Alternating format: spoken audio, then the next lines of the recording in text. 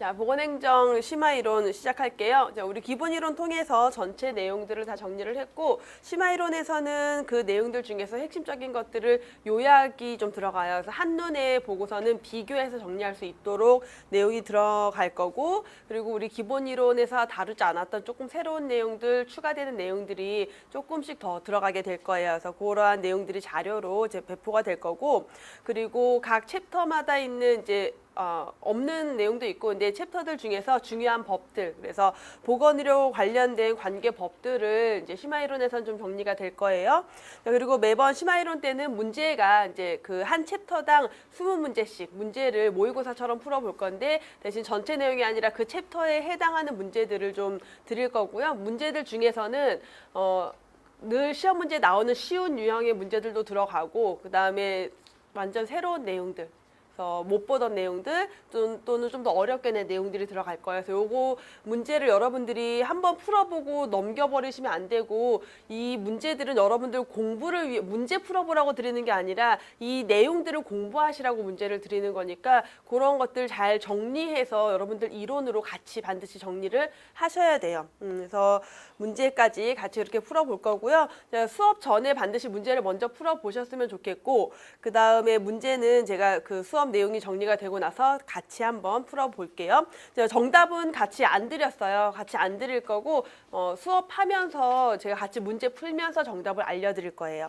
그러면 파트 1 우리 보건행정 이론적인 기초 내용들 먼저 들어가 보도록 할게요. 자, 보건행정 이론에서 우리가 가장 첫 번째 보는 게 건강과 관련된 정의죠. 여러분들 자료에 다 들어가 있는데, 건강의 정의 다양한 학자들이 했고, 그 중에서 특히 핵심이 될 수 있는 것, WHO의 정의, 그리고 파슨스, 베르나르의 정의를 핵심으로 볼 거예요. 자, 우리 이 내용을 보기 전에 건강에 대해서 그런 어떤 사회의 시대적인 변화, 사회적인 변화 또는 건강에 대한 개념, 철학적 사조, 삶의 가치관 이런 것들이 변하면서 건강에 대한 개념도 계속 변해오고 있어요. 그러니까 가장 초기에 19세기 이전에 건강에 대해서 어떤 관점으로 보고 있었어요? 신체 개념으로 접근을 했었죠. 그래서 우리가 이후에 그 질병 이론에서 했던 거, 특정 병인론, 어떤 건강 문제에 신체적 결함이 있으면은 질병에 걸린 것, 그게 없으면 건강한 것, 특정 병인론과 같이 가던 게 신체적 개념이었고, 자, 그렇게 보다 보니까 신체적인 것만으로, 병리적인 것만으로 설명할 수 없는 건강 문제들이 생겨났죠. 그래서 어떻게 바뀌어가요?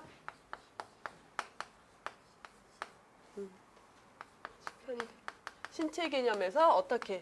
심신 개념으로 바뀌어갔죠. 그래서 심신 개념, 몸과 마음을 분리해서 볼 수 없다라는 개념으로 발전이 된 거고, 여기에서 좀 더 나아가서 단순히 나의 몸과 마음에 대한 건강뿐만 아니라 뭐가 중요하다, 내가 그 사회의 구성원으로서 생활을 잘 할 수 있어야 된다라고 해서 생활 개념까지. 그리고 이제 현대에 와서는, 가장 최근에 와서는 좀 더 강조되고 있는 게 생활 수단의 개념이다. 그래서 건강이 단순히 건강한 게 목표가 아니라 건강해야 우리가 생활을 할 수 있기 때문에 건강은 생활의 수단이다라는 개념까지 발전하게 됐고요. 자, 그다음 WHO의 건강의 정의에서 이제 과거 시험 문제에서 자주 거론이 되던 것들은 육체적, 정신적, 사회적이라는 거. 그래서 건강에 대해서 어떤 부분들을 보고 있냐, 다룬 내용들이 뭐냐, 육체적, 정신적, 사회적인 것 까지 다루고 있었다라는 거를 중요하게 이제 시험 문제로 나왔었는데, 얘는 굉장히 2000년대 초반 문제예요. 지금은 사실 그렇게 간단하게는 잘 안 나오고, 여기에서 우리가 조금 더 본다면, 자, 요 내용들 중에서 사회적 안녕이라는 게 현대에 와서 생활의 개념과 맞물리는 개념이기 때문에 요 사회적 안녕에 대한 문제가 가끔씩 나오죠. 그럼 사회적 안녕이라는 건 뭐냐? 생활의 개념, 현대에서 중요하게 보는 생활의 개념이 바로 사회적 안녕이다. 내가 그 사회 구성원으로서 생활을 한다라는 거는 그냥 살고 있어라는 개념이 아니라 사회 구성원으로서 나의 역할을 충분히 다 할 수 있는 상태, 그게 바로 사회적 안녕의 완전한 상태다라고 볼 수가 있겠죠. 자, 두 번째 파슨스의 정의를 넣고 있는데, 그래서 이 사회적인 안녕을 강조했던 게 바로 파슨스였죠. 그래서 건강에 대해서 어떻게 사회적인 역할과 임무를 효과적으로 수행할 수 있는 것, 사회적인 건강을 강조했던 게 파슨스이기 때문에 이 두 가지 내용을 중요하게 보고 있고, 다음 베르나르의 정의에서 보시면, 베르나르는 환경이 변하더라도 내 몸에 있는 나의 내부 환경의 변화가 없이 그대로 잘 유지될 수 있는 항상성이라고 하죠. 항상 그 상태를 유지할 수 있을 때 건강이다라고 강조를 했어요. 자, 그러면서 우리 자료 정리한 것 중에 우리 건강 결정 요인 4가지 요인 강조하고 있는데, 자, 어떤 보고서로부터 이 건강 결정 요인이 강조되기 시작했어요? 누구? 랄론드, 그쵸? 캐나다의 보건성 장관이었던 랄론드 보고서에서 현대에 이제 사람들에게 건강 문제를 일으키는 주요 결정 요인들, 아주 다양한 문제들이 있지만 그 중에서 특히 문제가 되는 게 주로 영향을 미치는 게 뭐다? 생활 습관이나 환경, 그리고 생물학적 요인, 나의 유전적 요인, 그리고 보건의료 체계다. 그래서 이것들을 잘 관리해야 된다라는 게 시작이 되면서 우리 흔히 얘기하는 신공중보건 네, 시대로 넘어오고 생활 습관에 대한 것, 환경에 대한 게 강조되기 시작했죠. 그 정도 건강에 대한 정의를 받고, 건강과 관련된 이론들, 건강 모형 또는 건강 질병 이론이라고 하는 것, 시험 문제에 자주 나오는 것 중에 하나죠. 그래서 이 4가지를 묶어서 여러분들 자료로는 정리를 해드렸어요. 그래서 그 4가지 이론을 비교해서 볼 건데, 생의학적 모형, 순서대로 가는 거죠. 가장 초기 이론이 생의학적 모형이었다. 생의학적 모형이라고 하면은 데카르트의 심신이원론과 함께 철학적 사조를 가지고 있다라고 했어요. 그래서 심신이원론, 몸과 마음은 분리되어 있다. 자, 절대 오답으로 주로 나오는 게 심신일원론이라고 해서 나오죠. 일원론 하면은 몸과 마음이 하나다라는 건데, 이거는 뭐예요? 2가지 분리되어 있다. 그 중에서 그럼 질병, 건강 문제, 질병이라는 건 어디에 문제가 생긴 것? 몸에 문제가 생긴 거. 심은 전혀 상관이 없어요. 신체적인 문제만 접근을 했던 게 바로 생의학적 모형이죠. 그래서 정신, 신체, 이원성이라는 개념, 그리고 생물학적 일탈이다. 뭐가 생물학적 일탈이라는 거예요? 신체가, 그죠? 질병은 생물학적 일탈이다. 뭐예요? 생물학적인 기능이 정상 상태에서 벗어난 게 질병이다라고 정의를 했던 것. 그럼 건강은 뭐예요? 그 일탈이 없는 것. 신체적 이상이 없는 것, 그게 바로 건강이다라고 했죠. 그래서 이렇게 일탈을 만드는, 생물학적 일탈을 야기시키는 원인은 뭐다? 특정 병인론, 어떤 병원체가 있어서 그 병원체에 의해서 문제가 생기는 것이다 라고 설명을 했고, 질병의 보편성, 그렇기 때문에 질병은 왜 보편적이다? 특정 병인론이니까 그 병원체가 누군가의 몸에 들어가면 누구나 다 질병에 걸린다. 그러니까 누구나 걸릴 수 있기 때문에 질병의 보편성. 그래서 어느 시대의 사람이든 어디에 살고 있던 어떤 경제적 상태든 누구든 다 질병에 걸릴 수 있다라고 설명하고 있고, 과학적 중립성을 두고 있다. 그래서 의학이라는 게 신체, 질병 이런 것들을 그냥 과학적으로, 객관적으로만 접근을 하고 있다라는 거죠. 중립적인 입장이다라는 거. 전문가 중심의 의료 체계다. 그러니까 건강에 문제가 생기면, 질병이 생기면 누가 관여해야 돼요? 반드시 의료인, 전문가가 접근을 해서 치료를 해야 된다라는 것. 그래서 과도한 개입주의라고도 했죠. 질병, 건강에 문제가 생기면 의사가 개입해서 그걸 치료해야 되기 때문에 과도한 개입주의고, 자녀적 건강의 개념이다. 건강에 대한 정의를 따로 하지 않았다라는 거죠. 그럼 건강은 뭐다? 생물학적 일탈인, 질병이 없는 상태, 남아있는 상태가 건강이다라고 정의를 했어요. 다음에 2번째 생태학적 모형이라고 하면은, 생태학적 모형은 3가지 요인을 두고 있죠. 숙주, 병인, 환경. 그래서 숙주와 병인, 환경, 이 3가지 요인이 평형을 잘 이루고 있을 때 건강한 상태고, 균형이 깨지면 불건강한 상태다. 그 중에서 제일 중요한 요인이 뭐다? 환경적 요인을 가장 중요한 요인으로 보고 있어요. 왜냐하면 환경이 병인체 요인이 강해지게도 만들 수가 있고요. 숙주가 질병에 걸리기 쉽게도 만들 수가 있어요. 그러니까 병인체 혼자보다는 이 환경에 영향이 미치는 게 크기 때문에 환경적 요인을 중요하게 보고 있죠. 그 중에서 병인이라고 하면 병원체 자체가 가지고 있는 생존 능력, 증식 능력, 또는 이 병원체가 숙주로 침입할 수 있는 능력, 또는 이 병원체가 질병을 일으킬 수 있는 능력, 이런 것들에서 병인체에 대한 요인으로 보고 있고, 숙주 요인, 숙주의 생물학적 특성, 그래서 나이라던가 나의 성별이라던가 나의 종족, 인종적인 특성이나 나의 생활 습관, 행위, 그리고 체질, 이러한 것들이 질병을 일으키는 하나의 요인이 된다. 자, 환경은 생물학적, 물리적, 사회경제적 모든 환경들이 병원체에 유리한 환경, 그래서 질병 원인균이 많아지게 만들 수도 있고, 숙주의 감수성을 높이는 환경이 될 수도 있는 거죠. 그랬을 때 질병이 발생할 수 있다라고 하는 거. 그래서 생태학적 모형에서는 우리가 다양한 이론가들, 고든의 지렛대 이론이라던가 또는 클라크의 삼원론이라던가 우리 역학적 삼각형 모형이 바로 생태학적 모형의 한 대표적인 하나가 되겠죠. 다음에 사회생태학적 모형. 사회 심리학자들이 중요시하는 모형이다. 개인의 사회적, 심리학적, 행태적 요인을 중요시하기 시작한 게 바로 사회 생태학적 모형이다. 그래서 이론의 흐름을 보면은 생태학적 모형에서 전인적 모형으로 넘어가기 중간 정도 단계라고 보시면 돼요. 그러니까 이제 병원체 요인보다는 뭐가 강조되기 시작한다? 생활 습관이 강조되기 시작하는 거죠.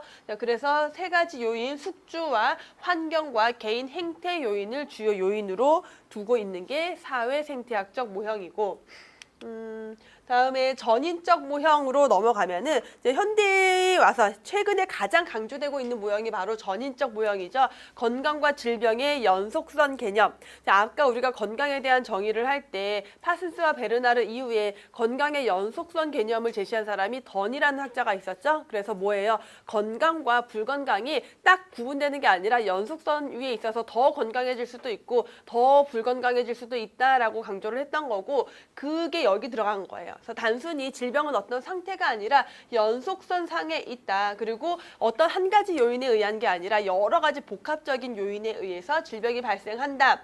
그러니까 치료라는 것은 단순히 질병을 제거하는 게 목적이 아니라 뭐다? 더 건강할 수 있게 만들어줘야 되겠죠. 개인이 더 나은 건강 증진, 자기관리 능력 이런 것들을 담고 있는 게 전인적 모형 또는 총체적 모형이라고 하죠.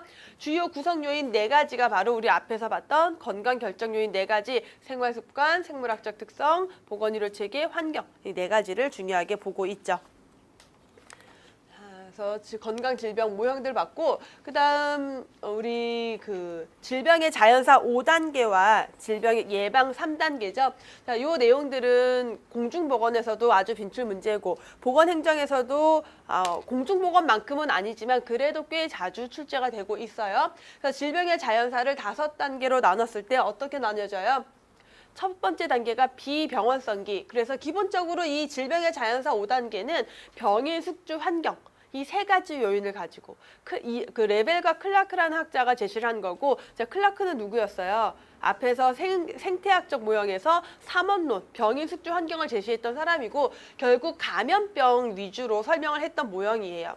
그래서 얘는 기본적으로 병인, 숙주, 환경 3가지를 가지고 설명을 하면은 어쨌든 그 병인과 숙주와 환경이 잘 상호작용을 하고 있다, 균형을 이루고 있다, 전혀 건강 문제가 없는 상태다라고 하는 게 비병원성기죠.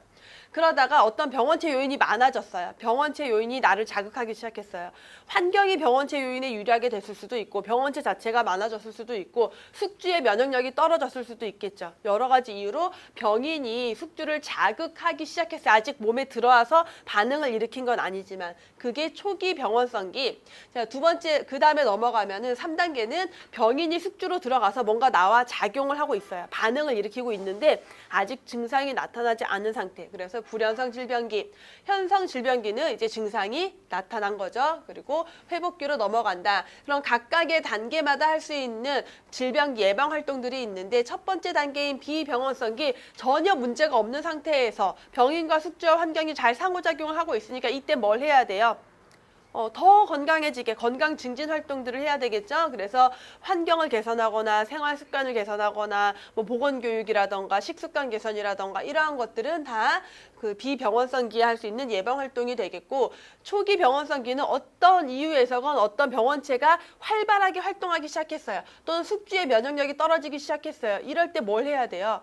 그걸 예방하기 위한 활동, 나를 자극하기 시작한 그 병원체 또는 어떤 질병의 원인이 되는 것들을 예방하기 위한 활동을 해야 되겠죠. 그렇기 때문에 특수 예방이라고 해요. 대표적인 게 뭐예요?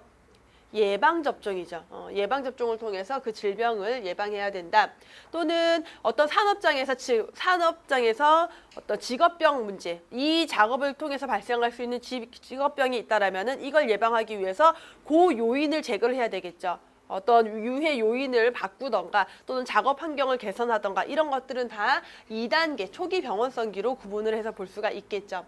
특수예방. 그래서 1단계와 2단계가 가지고 있는 공통점은 뭐다? 아직 질병에 걸리지 않은 상태예요. 전혀 문제가 없는 상태와 걸릴 위험에 놓인 상태. 요때는 질병에 걸리지 않은 사람이 안 걸리게 만드는 예방이기 때문에 1차 예방으로 구분이 되겠고, 불연성 질병기는 이미 질병에 걸리긴 했지만 증상이 없어요. 그럼 빨리 뭘 해야 돼요? 조기에 진단을 해야 되겠죠. 그러기 위해서 검사하는 거, 조기 검진, 집단 검진, 선별 검사, 그런 것들을 통해서 조기에 진단, 발견하고 조기 치료하는 게 3단계. 4단계는 현성 질병기예요. 증상이 나타났으니까 더 이상 문제가 되지 않도록, 악화되지 않도록 치료하는 것, 장애가 발생되지 않도록 미리 잘 치료하는 것. 그리고 회복기로 들어가면은 이제 재활과 관련된 내용들이 들어가겠죠. 회복과 관련된 것들 또는 사회로 복귀, 사회 내가 직장 생활을 할 수 있도록 복귀하는 것, 이런 것들 모두 3차 예방인 재활에 들어가요.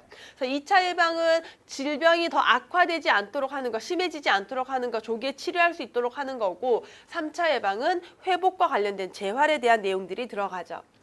자, 이렇게 그냥 요 내용들이 감염병과 관련돼서 설명할 때는 굉장히 간단해요. 그리고 지금 여기에서 언급한 내용들이 포인트가 되는 내용들이겠죠. 근데 문제가 이제 요렇게만 나오는 게 아니라 다양한 지문들이 길게 어떤 상황들을 이런 질병 상황에서 이러한 상황은 몇 차 예방이냐라고 설명이 나오는데, 문제는 감염병 같은 경우는 1, 2, 3, 4, 5단계와 1차, 2차, 3차 예방을 명확하게 구분이 가능해지지만 만성질환 같은 경우는 그 구분이 모호하다라고 했어요.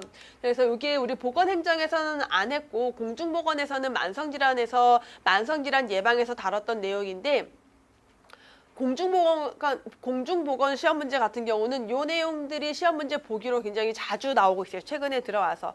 보건행정에서도 언제든 출제가 될 수 있기 때문에 요 내용들을 보고 가면은, 만성질환 같은 경우는 1차, 2차, 3차 예방이 좀 애매한 부분이 있다라고 했어요. 그런데 요 내용은 이제 예방의학 교재에서 제시하고 있는 영양과 관련된 예방 사례들이죠. 그럼 1차 예방은 뭘 하는 거다? 질병에 걸리기 전에 건강을 증진하는 것이다. 2차 예방하면은 어떤 위험 요인을 가지고 있을 때 그거를 줄여주기 위한 것, 질병이 더 심해지지 않게 하기 위한 것, 그리고 3차 예방은 재활과 관련된 거다. 그래서 1차 예방 보시면은 영양 강좌, 지역에서 영양 강좌, 어떤 문제 없는 사람들인데 그냥 여러분들 데려다 놓고 영양 강의하는 거, 직장에서 점심 식사 제공하는데 저염식 제공해요. 아마 되게 싫어할 거예요, 직장인들이. 맛없다. 우리 회사 밥 맛없어. 근데 저지방식, 저염식, 저지방식 이런 거 제공하는 것, 지역에서 과일, 야채 공급량 증진하는 캠페인 하는 거, 불특정 다수 또는 불특정 문제에 대한 어떤 증진을 위한 활동들이니까 당연히 얘는 우리가 고민해볼 여지 없이 1차 예방인데, 2차 예방 들어가면요, 심혈관 질환의 고위험군의 영양 상담 프로그램. 고위험군이지만 뭐가 없는데 영양 상담인데 왜 이게 2차 예방이에요? 2차 예방은 뭔가 질병이 진행이 되고 있는데 증상이 없거나 증상이 나타난 사람들에 대한 건데, 이제 그런 생각이 들 수 있는데, 만성질환 같은 경우는 각각의 질병마다 특징이 달라지죠. 특히 심혈관 질환의 고위험군이라고 하는 거는, 심혈관 질환의 고위험군, 심장이나 뇌혈관 질환의 고위험군 하면 뭐예요? 어떤 사람들이겠어요? 콜레스테롤 수치가 높거나 또는 중성지방 수치가 높거나 이런 사람들, 고혈압이 있거나, 그래서 심장이나 뇌혈관 질환, 뇌경색이나 심근경색이 진행될 수 있는 사람들, 그러니까 이 사람들은 뭐예요? 이미 어떤 기저질환들이 진행이 되고 있는 상태라고 볼 수가 있는 거죠. 그렇기 때문에 2차 예방으로 구분이 되는 거예요. 심혈관 질환 가족력이 있는 사람에게 선별검사, 얘는 앞에 내용 전혀 상관없이 콜레스테롤 선별검사, 검사니까 당연히 2차 예방이겠죠.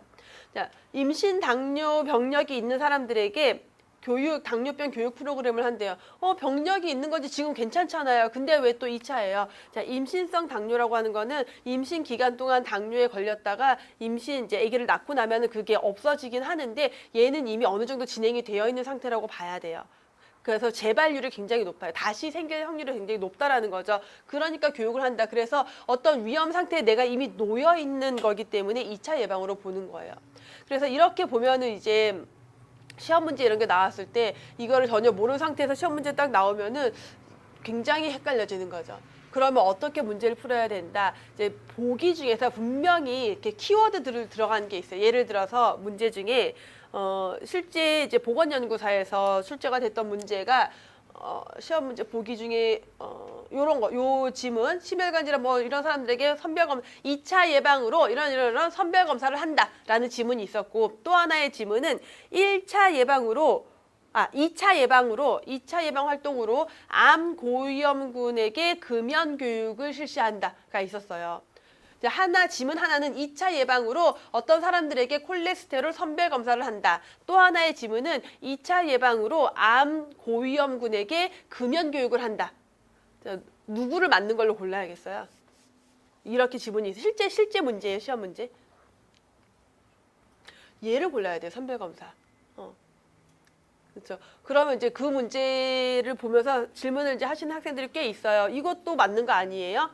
우리 답은 우선 하나를 골라야 돼요, 여러분. 나중에 혹시 정말 시험 문제에 오류가 있다 하더라도, 오류가 있어서 수정이 되더라도 우선 답은 골라야 돼요. 그럼 답이 2개가 될지언정 나는 확실한 하나를 골라야 되죠. 제일 확실한 건 뭐냐면 이런 검사라던가 예방접종, 집단검진, 검사, 재활 이런 포인트 되는 단어들은 무조건이에요. 걔는 핵심이기 때문에 두고 그 제가 방금 설명드렸던 암 고위험군, 여기에서 심혈관 질환 고위험군에게 영양상담 프로그램이나 암 고위험군에게 금연 교육하는 거나 뭐가 달라서 하나는 1차고 하나는 2차입니까? 라고 이제 의문이 생길 텐데, 만성 질환이기 때문에 애매한 부분이 있어서 그래요. 자, 얘는 아까 설명했다시피 심혈관 질환 고위험군이라고 하면은 뭔가 고혈압이라든가 콜레스테롤 혈증이라든가 이런 진행이 되어 있는 상태인데, 암 고위험군에게 금연 교육을 한다. 그럼 여기에서 암 고위험군을 어떻게 볼 수 있냐면 암의 가족력이 있어요.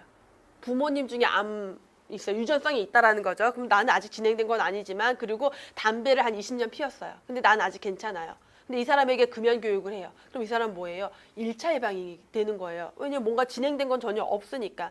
그래서 만성질환은 그 사람에 따라서, 경우에 따라서 이게 굉장히 모호하게 왔다 갔다 할 수가 있어요. 그래서 시험을 볼 때 우리는 정답을 찾아야 되니까 그럴 때 항상 뭘 봐야 된다? 포인트 되는 키워드들을 봐야 된다. 그래서 우리 방금 봤던 여기에서 나오는 단어들이 들어간 거를 먼저 정답으로 맞는 게 연결이 된 게 있으면 그걸 먼저 찾아야 된다라는 걸 강조를 드리고, 얘네들은 요거는 이제 워낙 우리가 공신력 있는 교재에서 싣고 있는 내용이기 때문에 시험 문제에 그대로 보기로 자주 나오고 있어요. 3차 예방 보시면은 신장병 환자의 영양의학적 치료. 얘 왜 3차 예방이냐? 신장 질환이 있는 사람에게 우선 그 문제에 대한 치료를 다 하고, 그다음에 이 사람이 잘 살아야 되죠. 그럼 영양의학적으로 어떻게 접근해야 될지까지 들어가는 거기 때문에 얘는 이제 치료가 어느 정도 진행이 된 다음이다라고 봐서 3차로 보시면 되겠고, 심장 재활이니까 당연히 3차겠고요. 당뇨 환자에 대한 자가관리 심층 교육도 왜 3차이냐? 당뇨 환자에게 자가관리 교육을 한다라는 거는 뭐냐면, 당뇨병으로 입원을 해서 치료를 다 해서 어느 정도 조절이 되면은 퇴원을 해야 되겠죠? 그럼 퇴원하고 난 다음에 당뇨병이 완치되는 게 아니니까 집에 가서 내가 혼자 관리할 수가 있어야 돼요. 그러면 혼자 관리할 수 있도록 혼자 혈당 체크하고 혈당 수치에 따라서 약 용량을 조절하고 요거를 교육시켜 주는 거예요. 그럼 집으로 돌아가서의 생활을 할 수 있게 해주는 건 재활이 되겠죠. 그래서 3차 예방으로 구분이 되고 있어요. 이렇게 해서 건강과 질병에 대한 내용들을 봤고, 지금 제가 요약해드린 자료에도 없고 요 교재 안에도 안 넣었지만, 여러분들 우리 이제 공중보건에서는 역학에서 그 내용들을 다루고, 보건행정에서도 시험 문제 출제된 적은 있어서 제가 교재 안에 넣어둔 게 3가지. 질병 발생 모형이 역학적 삼각형 모형과 또 뭐 있었어요? 질병 발생 과정을 설명하는 모형들. 수레바퀴 모형, 그리고 거미줄 모형 3가지 있었죠. 역학적 삼각형 모형은 뭐예요? 병인과 숙주와 환경이 상호작용을 이루고 있는 것. 그래서 생태학적 모형 중에서 현재까지도, 지금까지도 가장 널리 사용되고 있는 게 바로 역학적 삼각형 모형이고요. 그 다음에 수레바퀴 모형은 뭐예요? 제일 핵심에 누가 있어요? 숙주가 있죠, 숙주. 숙주가 있는데 그 숙주는 어떤 특성을 가지고 있다?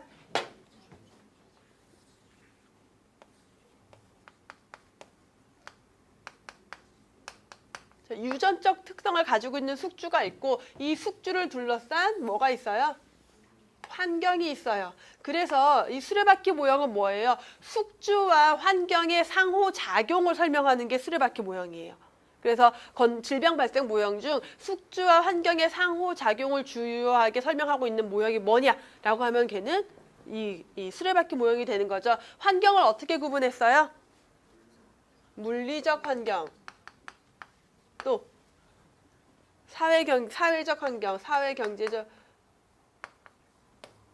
환경, 물리화학적 환경, 또 생물학적 환경. 생물학적 환경. 그래서 얘네들 중에서 이제 이 어떤 영향을 미치겠죠. 그럼 이 중에서 만약에 생물학적 환경이 숙주의 건강 문제에 영향을 많이 미쳤다라고 하면은 얘의 크기를 더 크게 이렇게 설명을 하는 거예요. 그래서 얘가 원인이 됐다. 또는 유전적인 소인이 굉장히 큰 문제인 질병이다라고 하면은 여기가 커지겠고, 이런 식으로 질병 발생을 설명해서 어떤 만성 질환에 대한 여러 가지 요인들을 설명하기, 그리고 질병 발생에 대한 걸 설명하기 좋은 역학적 모형이었고, 거미줄 모형은 뭐예요? 여기에서 중요한 거, 병인체에 대한 설명이 질병의 원인균이 되는 병인체에 대한 별도의 설명이 따로 들어가 있지는 않아요. 그렇죠? 그 다음에 거미줄 모형은 여러 가지 요인들이 다 얽히고 설켜서 질병 발생에 영향을 준다. 자, 여기에서 병인이나 숙주나 환경에 대한 구분이 있어요, 없어요? 구분이 없어요. 병인과 숙주에 대한 구분, 환경에 대한 구분 전혀 없이 모든 요인들을 다 나열을 해서 질병 발생을 설명하면서, 자, 질병을 예방하기 위해서 뭘 해야 된다? 연결고리 몇 개를 끊어주면은 질병을 예방할 수 있다라고 설명하는 게 바로 거미줄 모형이었죠. 자, 다음에 공중보건에 대한 정의와 내용들이 나오는데, 공중보건 정의 들어가기 전에 제가 여러분들 심화 자료로 드린 게 있어요.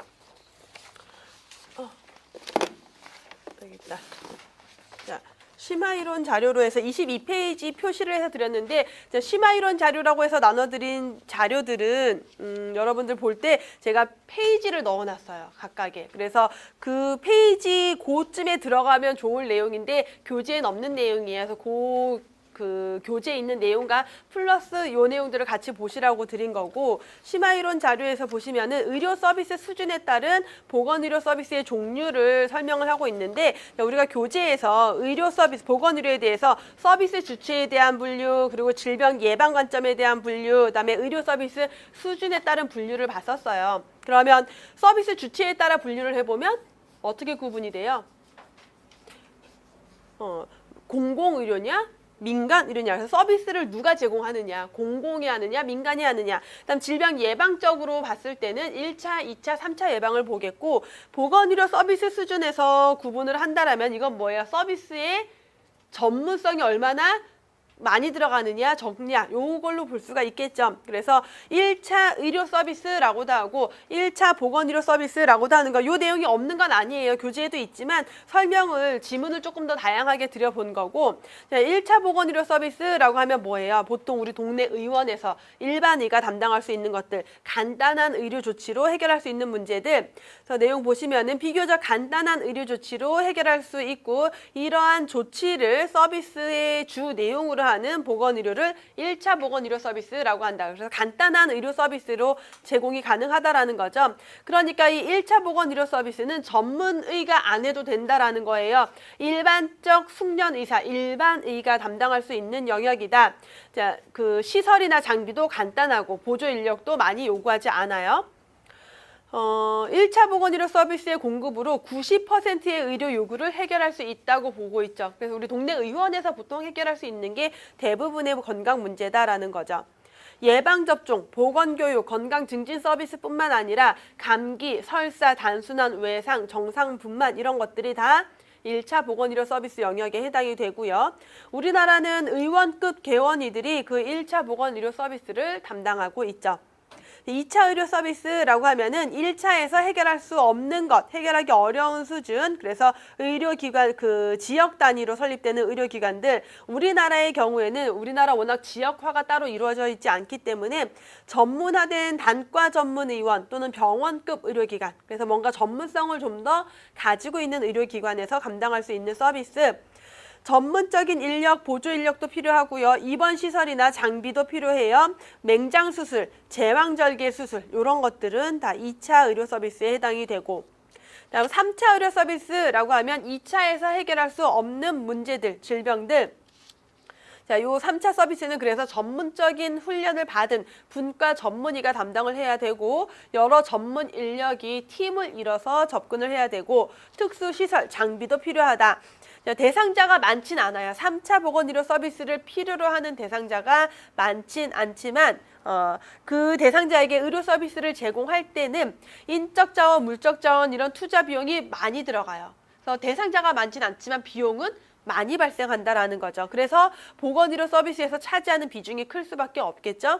의과대학 부속병원들이 제공하는 게 대부분 3차에 해당이 될 수 있어요. 그래서 의료 서비스에 대한 수준에 따라 분류를 좀 해봤고, 다음 공중보건에 대한 내용을 조금 더 보면은, 공중보건에 대한 정의, 윈슬로우의 정의를 가장 기본으로 본다라고 했고요. 조직적인 지역사회가 노력을 해서 뭘 한다? 질병 예방하고 수명 연장하고 신체적, 정신적 효율 증진시키는 기술과학이다. 그래서 공중보건의 3가지 목표, 질병 예방, 수명 연장, 신체적, 정신적 효율 증진시키는 기술과학이고, 자, 이걸 위해서 지역사회가 노력을 해야 되는데 어떤 노력을 하느냐? 환경위생관리, 전염병관리, 보건교육, 그리고 의료 간호 서비스의 조직화인데, 자, 여기에서 말하는 의료 간호 서비스는 어떤 걸 위한 거예요? 질병을 조기 발견하거나 예방적 치료를 위한 의료 간호 서비스를 조직화하는 거다. 그리고 사회 제도 발전, 이 5가지 노력을 통해서 3가지 목적을 달성하고자 하는 기술이며 과학이다라고 정의하고 있죠. 다음에 공중보건의 대상 하면은 지역사회 주민이겠고, 3대 핵심 원칙, 참여, 형평, 협동이다 라고 강조했던 것들. 그리고 앤더슨이 제시한 공중보건 사업의 3대 수단 하면은 보건교육, 보건봉사, 보건법규, 보건교육이라고 하는데, 보건법규라고 하면은 법규에 의한 통제행정이라고 했고요. 보건봉사라고 하면 서비스에 의한 봉사행정이라고 했고, 보건교육하면은 교육에 의한 조장행정. 그래서 가장 능률적인 수단, 가장 중요한 게 뭐다? 보건교육, 교육에 의한 조장행정이라고 했어요. 하나 더, 애시튼과 세이모어가 제시한 공중보건 변천 4단계가 있는데, 공중보건이라는 것에 대한 개념이 생겨서 어떻게 발전해 왔는지를 설명하는 게 애시튼과 세이모어의 공중보건 변천 4단계예요. 가장 초기에 공중보건이라는 사상이 싹트기 시작한 게 뭐에 의해서 싹텄다? 산업보건 시기부터 시작이 되는 거죠. 이거는 우리가 보건행정, 공중보건 역사에서도 봤다시피 공중보건 사상이 싹트는 계기가 됐던 게 바로 산업혁명이다. 산업혁명에 의해서 어떻게 여러 가지 노동자들의 질병 문제도 생기고 여기부터 시작이 됐죠. 그래서 이 시기는 이제 우선 산업보건의 시기.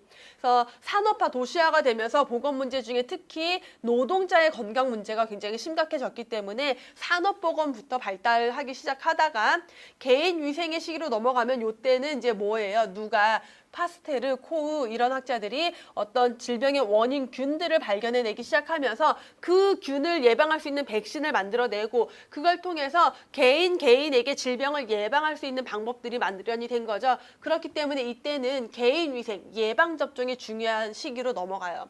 자, 그러다가 의료기술이 급격하게 발달하면서 치료에 굉장한 집중을 하게 되죠. 그러면서 어떻게 감염질환 같은 경우는 굉장히 많이 정복이 됐어요. 자, 이제 그렇게 해서 치료의학의 시기가 됐고요.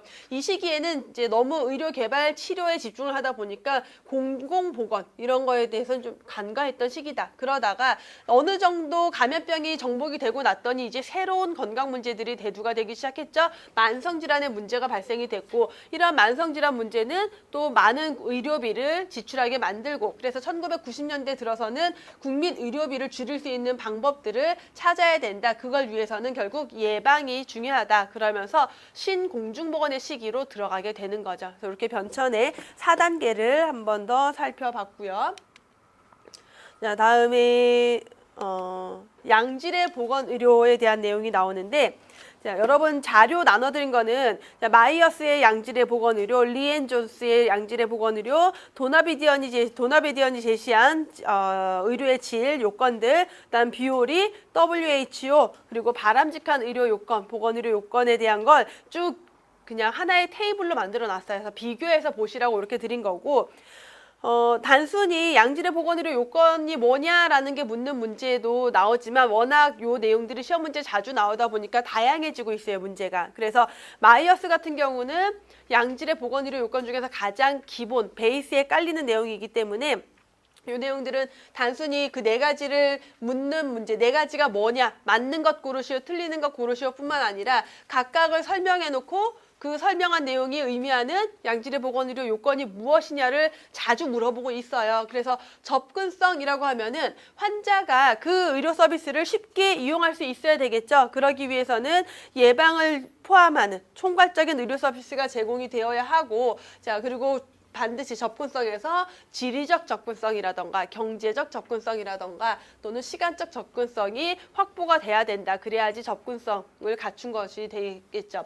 질적 적정성이라고 하면은 의료 서비스를 제공하는 의료인의 어떤 전문적인 능력, 충분한 지식을 기본으로 하고 있어요.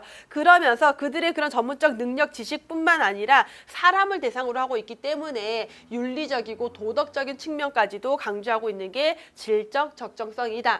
지속성, 연속성, 계속성이라고 하는 거, 의료 서비스가 지속적으로 제공되기 위해서는요, 그 서비스 제공 내용에 예방, 진단, 치료, 재활 이런 것들이 다 포괄적으로 들어가 있어야지 의료 서비스의 지속성이 이루어질 수 있다.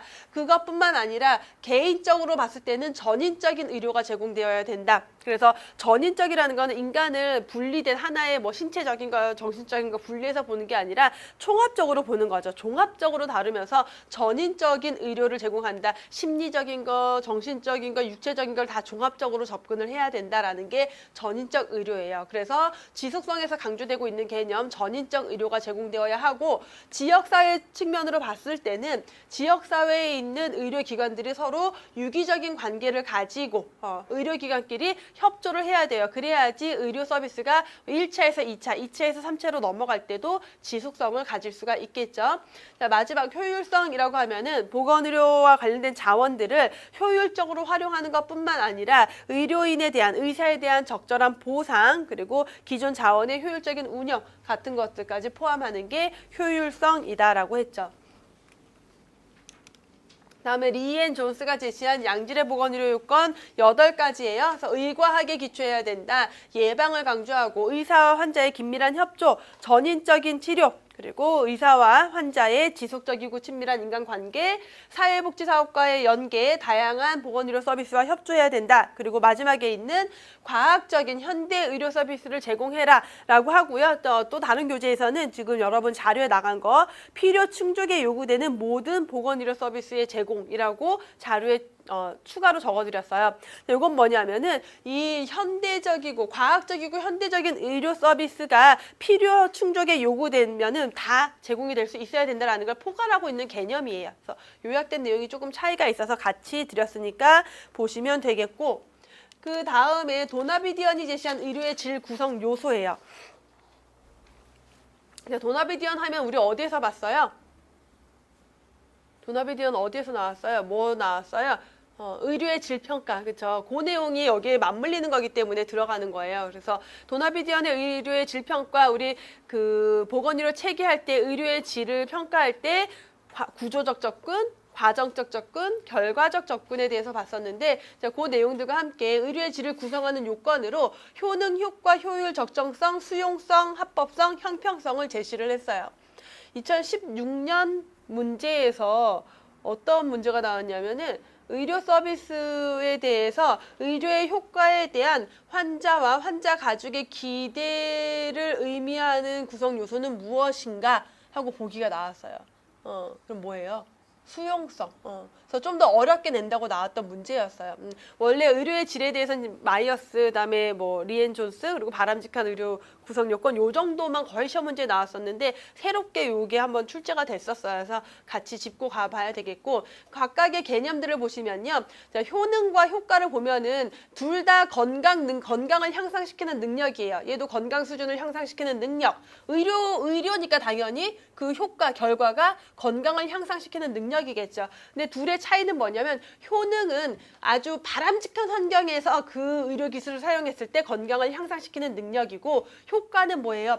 일상적인 환경에서 의료 서비스를 제공해서 건강 수준을 향상시키는 능력이에요. 자, 효율 하면은 그 건강 수준을 획득하기 위해서 비용을 얼마나 들였냐. 결국 뭐예요? 비용 대비 산출이 어떠냐를 보는 것. 투입분의 산출이 되겠죠. 적정성이라고 하면은 그 비용에 대한 상대적인 의료 효과 그리고 편익이 그래서 그 효율과 적정성이 굉장히 비슷한 개념을 여기서 가지고 있어요. 결국 그 비용을 가지고 적절한 효과를 만들어냈느냐. 그래서 두 가지가 약간 앞뒤가 바뀌어 있죠. 효율 같은 경우는 그 건강 수준을 획득하기 위해서 얼마가 들어갔느냐. 단순히 그냥 그 얼마인지만 보는 것. 투입분의 산출이 얼마이냐라는 걸 본 거고 얘는 그래서 상대적으로 평가를 해봤을 때 그 효율성에서 얻은 그만큼이 상대적으로 좋은 거야? 의미가 있는 거야? 적절한 거야?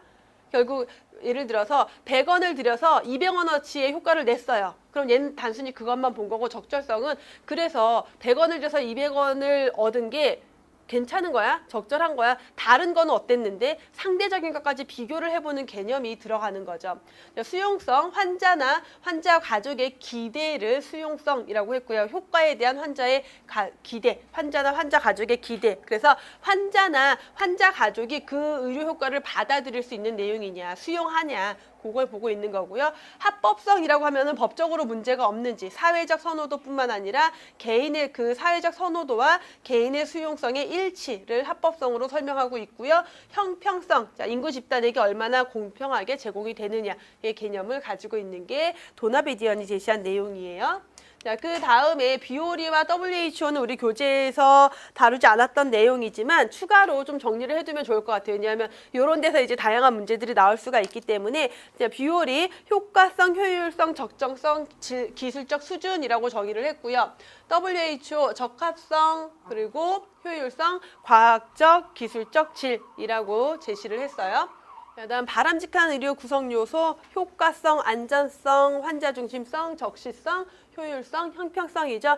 효과성, 그 의료 서비스, 의료 개입을 통해서 어떤 결과를 가져오는지, 결과가 바로 효과가 되겠고, 안전성이라고 하면은 서비스를 이용하는 사람이 위험하면 안 되겠죠. 안전해야 된다. 환자 중심성, 모든 결정이 환자가 중심이 돼서 이루어져야 되겠고요. 적시성, 필요한 서비스가 제 시간에 제공이 될 수 있어야 된다. 대기 시간 단축과 관련된 것들. 효율성, 그 자원을 이용해서 보건의료 서비스의 자원을 이용해서 얼만큼의 산출량을 만들어내느냐. 그리고 형평성, 자, 불평등 없게 제공이 되고 있느냐에 대한 개념까지를 바람직한 의료의 구성 요소로 보고 있고요. 자, 그다음 마지막에 정리되어 있는 미국 공중보건학회 분류 같은 경우는 얘네는 연결하는 문제가 자주 나온다라고 했어요. 그래서 접근성, 지속성, 효율성, 마이어스의 양질의 의료 요건과 똑같아요. 자, 그거에 대해서 미국 공중보건학회에서는 이렇게 구성 요소를 제시를 했기 때문에 요거 그대로 매칭시키는 문제가 출제가 자주 되고 있어요. 그래서 접근성 하면은 개인적으로 접근 가능해야 되고 포괄적인 서비스가 제공이 돼야 되고 양적으로도 적합해야지 접근성을 유지할 수가 있다.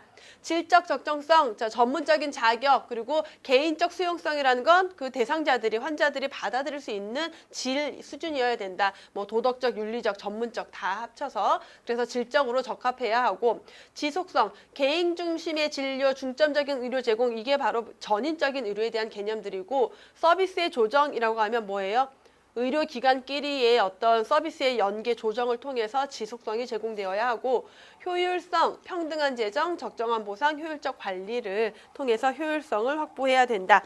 까지 해서 양질의 보건의료 요건까지 봤고요. 잠깐 쉬었다가 1차 보건의료 내용 이어서 또 볼게요.